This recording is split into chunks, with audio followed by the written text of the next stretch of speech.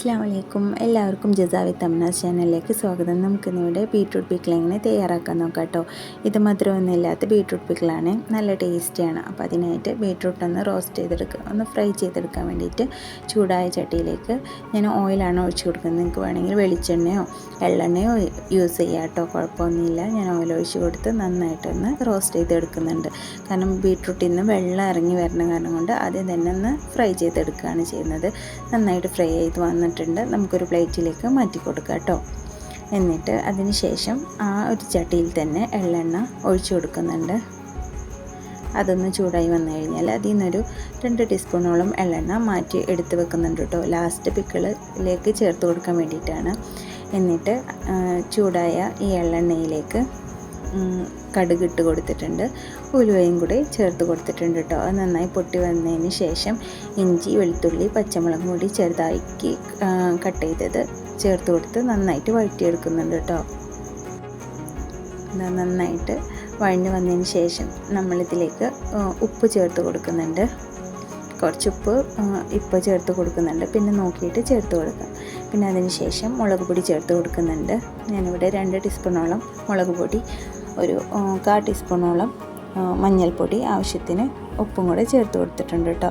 ഇത് നന്നായിട്ട് മിക്സ് ചെയ്ത് കൊടുക്കാം. അതിനുശേഷം കായംപൊടി ചേർത്ത് കൊടുക്കുന്നുണ്ട്. നിങ്ങളതിൽ കട്ടക്കായം ആണെങ്കിൽ അത് കട്ട് ചെയ്തിട്ട് കൊടുത്ത് ചേർത്താൽ മതി കേട്ടോ. എന്നിട്ട് നന്നായിട്ടൊന്ന് റോസ്റ്റ് ചെയ്ത് വന്നതിന് ശേഷം ഇതിലേക്ക് സുറുക്ക എന്നുവെച്ചാൽ വിനാഗിർ ചേർത്ത് കൊടുക്കുന്നുണ്ട് കേട്ടോ. എന്നിട്ട് നന്നായിട്ട് മിക്സ് ചെയ്ത് കൊടുക്കാം. ഇതിൽ ഞാൻ ഒട്ടും തന്നെ വെള്ളം ചേർത്ത് കൊടുക്കുന്നില്ല കേട്ടോ, കാരണം വെള്ളം ചേർത്ത് കൊടുത്താൽ പെട്ടെന്ന് കേട് വരാനായിട്ട് ചാൻസ് ഉണ്ട്. അതുകൊണ്ട് ഞാൻ വെള്ളം ചേർത്ത് കൊടുക്കുന്നില്ല. എന്നിട്ട് ബീട്രൂട്ട് ചേർത്ത് കൊടുക്കുന്നുണ്ട് കേട്ടോ. നന്നായിട്ട് മിക്സ് ചെയ്ത് കൊടുക്കാം. ഒരു 5-6 മിനിറ്റ് വേവിച്ചാൽ മതിയാകും.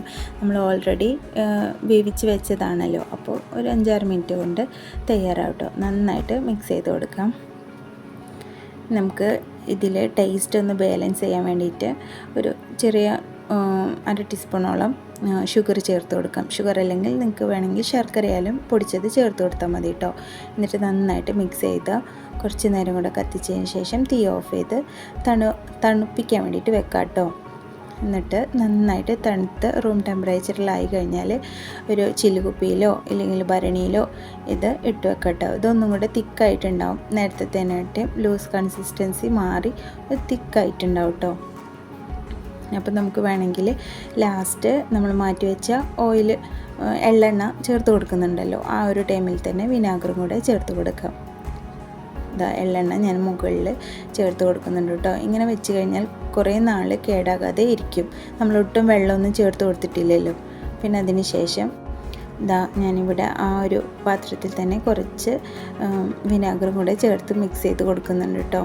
എന്നിട്ട് നമുക്ക് മിക്സ് ചെയ്തതിന് ശേഷം അടച്ച് വെക്കാം കേട്ടോ. ഇത് 1-2 ദിവസം പുറത്ത് വെച്ചതിന് ശേഷം നമുക്ക് ഫ്രിഡ്ജിലേക്ക് എടുത്ത് വെക്കാം കേട്ടോ. നല്ല അടിപൊളി അച്ചാറാണ് കേട്ടോ. എല്ലാവരും ട്രൈ ചെയ്ത് നോക്കണം. ഇഷ്ടപ്പെട്ട എല്ലാവരും ലൈക്ക് ചെയ്യാനും സബ്സ്ക്രൈബ് ചെയ്യാനൊന്നും മറക്കരുത് കേട്ടോ.